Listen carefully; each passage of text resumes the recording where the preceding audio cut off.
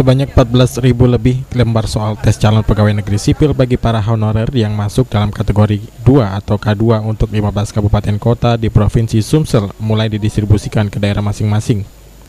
Pendistribusian soal dan lembar jawaban komputer tersebut dipusatkan di kantor Kesatuan Polisi Pamong Praja Sumsel.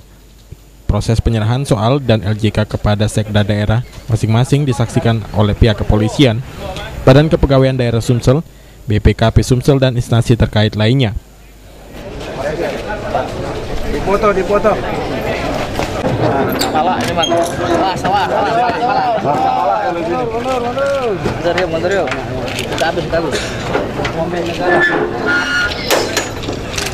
Isinya maju. Kepala BKD Sumsel Muzakir mengatakan honorer K2 yang tercatat akan mengikuti tes CPNS ini berjumlah 14.000 orang lebih tersebar di 15 kabupaten kota, ditambah K2 dari Provinsi Sumsel.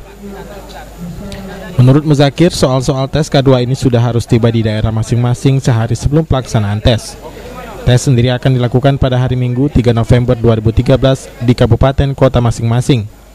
Soal dan LJK tes CPNS kategori K2 ini akan dijaga ketat oleh aparat kepolisian hingga pelaksanaan tes, sehingga dipastikan tidak akan ada yang bocor.